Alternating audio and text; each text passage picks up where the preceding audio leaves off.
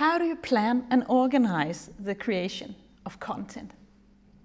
Basically, we organize it as we would any marketing activities, any campaigns. It needs to be timed. You need to know when to go to and go live with different publications and different pieces of content. You can work with different publishing tools as well.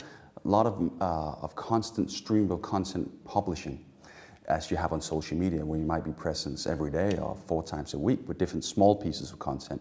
Well, it makes a lot of sense to use a tool for your social media gardening in general, where you can sort of publish it there or create it in there and then make it so it's very easy to publish in different formats.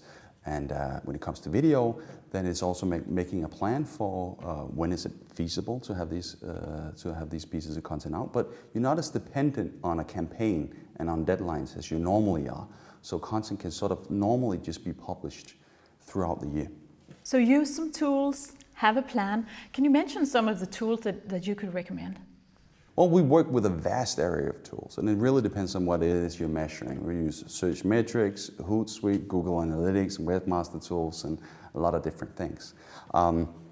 So when we look at when we start off and we look at the digital presence, we often use a tool that is called search metrics, and basically it gives us a very good idea of how is a brand performing on Google. And what keywords are they being associated with, and what keywords are the competition being associated with? How much of their traffic is coming from mobile versus desktop, and where is the room for improvement, and what keywords would make sense to sort of try to become number one in, as far as organic reach is concerned, and stuff like that. So you said there's actually no deadline. You can just publish it as you come along. But there must be some limit to how rarely you can publish stuff. How much content is normally needed to be successful? I would say that really depends. Simply because if you look at, if you make a YouTube channel, it can't be empty. You can't not just have one video, because they'll send off the wrong signal. So that needs to be populated with quite a few videos. Not 20 necessarily, and it also depends on what are you doing. If you have a lot of different products that needs demonstration, then you would maybe have a video for each one of them. So yeah, it really depends. If you're talking about content as far as social media goes, then I would say you need a presence where you're there several times a week, but then you could also be curating content, not just creating it. So yeah. And how do you secure the right quality of the content? Well, I think quality is sort of a special issue, because when you talk about quality, often for example, with video, which is a very relevant piece of content and very substantial part of a lot of content marketing plans. When you talk about that, you often mistake it for production value. Now, if you're Sony and you make a brand film, now Sony is a premium brand, and that film needs to have a high production value, because otherwise it'll be associated with something with lower quality, so it'll rub off in the wrong way. However, if we're interviewing an engineer from Sony, and he's explaining a certain process of microchips or whatever, then the way we look and assess quality changes somewhat. Now we're not talking about production value anymore. Now we're talking about his competence and his enthusiasm and how engaged he is in the process.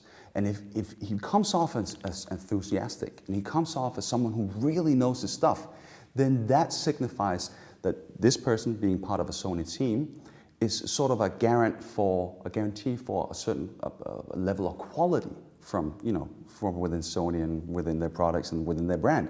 So here, production value might even suffer if you try to stage it too much. You might want to actually lean towards the standard quality of YouTube videos, which is user-generated, which just basically means you made it on a mobile phone or webcam or whatever. So low quality is never acceptable. This is really important to remember. In content marketing, only good quality is accepted ever.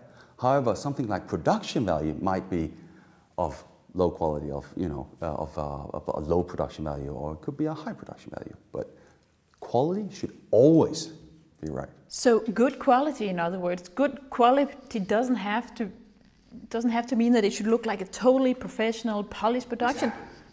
Good quality doesn't mean that whatever piece of content has to look like $1 million. Or it doesn't mean that an article has to be 1 million pages long or written by professors or anything like that. It's all about context. In the right context, or in different contexts, quality means something different.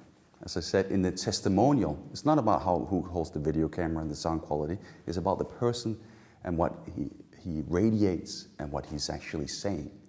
Whereas if you do a commercial that has to go worldwide on TV, on Super Bowl, in your Sony, then, you know, if it looks too homemadely, then that would be a signal of low quality. So that's not something you wanted to do.